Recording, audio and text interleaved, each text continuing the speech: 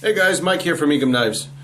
Now, I kind of alluded to this video in another video when I was showing you agitator number 5, and I think I started saying something to the effect of wanted to talk to you about giving you some advice on taking advice, and then I cut it out of the video.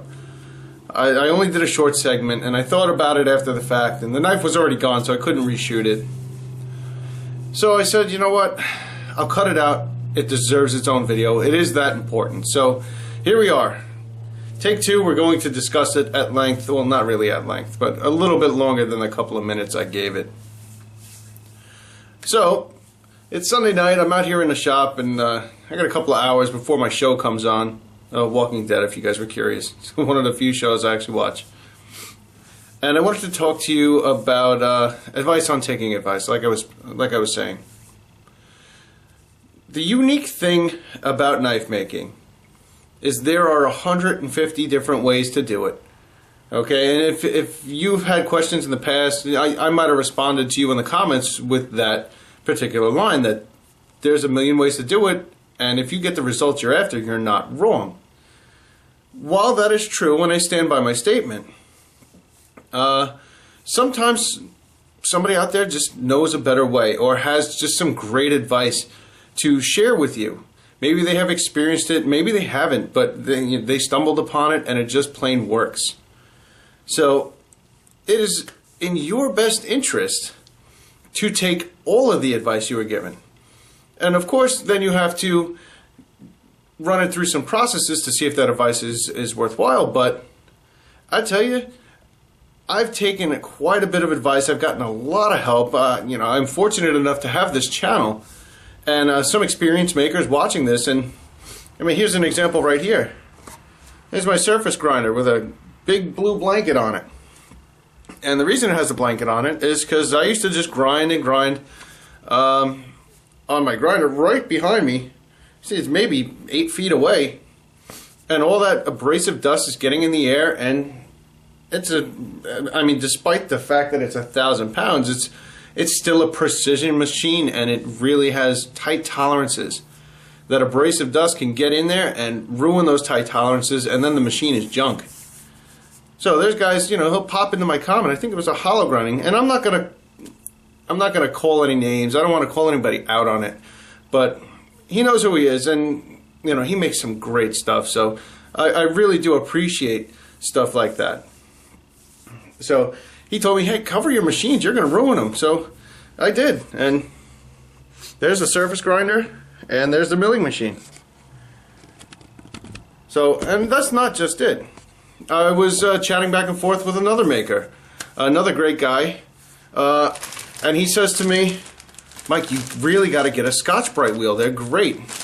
And again, he's another one that watches my channel, and thank you, because I will take your advice. I got the Scotch-Brite wheel. I haven't used it yet, but I'll try it. You know what? If it doesn't work, what am I out? What did I lose? 20 bucks? In the grand scheme of things, if it works, great. Well, worth the 20 bucks. If it doesn't, it's 20 bucks. Now, this goes with a lot of guys, and I'm sure I'll rattle off some more examples as we go along, but the whole point of this is don't be thick-headed. Don't close yourself out to criticism. So, I mean, advice might come in the form of a good friend saying, hey, this works great, try it. Or it might come in the form of a ton of dislikes on your video, or people saying almost nasty things. But don't take it to heart. Sometimes these people are just trying to help you. It's really, that's all it is. Guys, if I tell you, I have my own processes and I share them with you of how I do things, but I keep myself open to suggestion. No matter what, if somebody comes in here and says, if I could grind a knife in 5 minutes, and somebody says I can grind it in 3 and I can do it better and faster, I'll try it. Believe you me, I'll try it. And I think because of that is why I've gotten so far in a year. It's been a year's time. I've built this shop, and I'm producing some pretty cool stuff now, and I'm starting to really get proud of my work. Not to toot my own horn, of course, because I'm still critical of myself, and as any maker will be. And when you stop being critical of yourself, it's time to really look in the mirror and see what's going on. But anyway, that's neither here nor there. So, like I said, a couple of suggestions that I've gotten. And it doesn't have to be an experienced maker. They could have less time making than you. Maybe they don't make knives at all. Maybe they're a machinist. Maybe they do something completely different, but they have some advice and it might help you. Like, I got a friend, he's into baseball. Knows nothing about knives, absolutely nothing, but he's really into business. You know, and another friend, that a local guy that I'm helping out with some knife making. I'm trying to help him get his feet wet in knife making, and he's doing great, by the way. But those two guys are excellent businessmen. They own their own businesses, and they do very well, and that's something I've never experienced. I work for a company, and I do this as a hobby. But as far as that end of it, they've been extremely helpful. It's those times when you really need to just... Sorry for the phone. It's those times when you really just need to shut up and listen. And that will be the best information you can get. Now, hopefully I'm not getting too rambly with this video. I know I'm kind of bouncing off topics here and there. But there is one more thing I wanted to touch on. And I see a couple of guys getting discouraged. Don't get discouraged. Because here's how it works. While yes, some of us are born with a natural artistic talent, let's say, or just a knack for it. Believe it or not, I'm not one of those guys. I can't draw to save my life. I am no artist. You know, of course, you have a YouTube channel long enough and people say nice things about you, which is great, and I appreciate that. But you know what?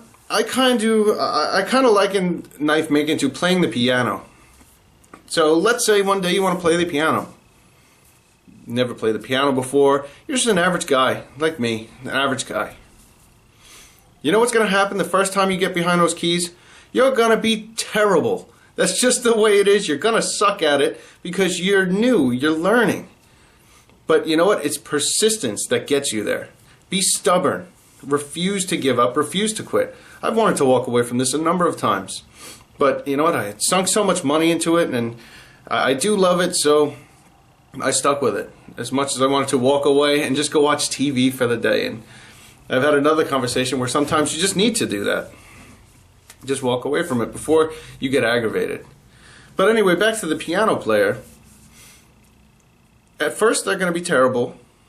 But you know what? If they practiced for a year, every single day for a year like I've done with this knife shop, you're going to improve. You're going to get better. You know, it'll be a night and day difference from day 1 to day 365. So just think of it that way, guys. You new guys that are starting out, and somebody even said that I was going to start a YouTube channel, but how can I compete with something like this? You know, and I appreciate such a nice compliment, but by all means, start it up. Please. I'll be the one cheering you on, because you got to start somewhere. I started somewhere. My first videos were terrible. My tutorials were wrong. You know, my first knives looked like crap, but I was learning. And as long as you go about it that way, people will understand and they will watch because they want to learn with you. Everybody wants to come along on that journey and see that guy, the underdog, come from nothing and all of a sudden he's a great maker. So don't get discouraged. If anything, that should motivate you more. Prove everybody wrong. Prove yourself wrong. Because you can do it and you know it. Alright guys, that's pretty much it for this one. Don't be thick-headed and don't get discouraged. Listen to advice, get out there, make some cool stuff, and we're all going to have fun together. That's the end of it, guys. This is Mike from Ekim Knives. I'll catch you on the next video.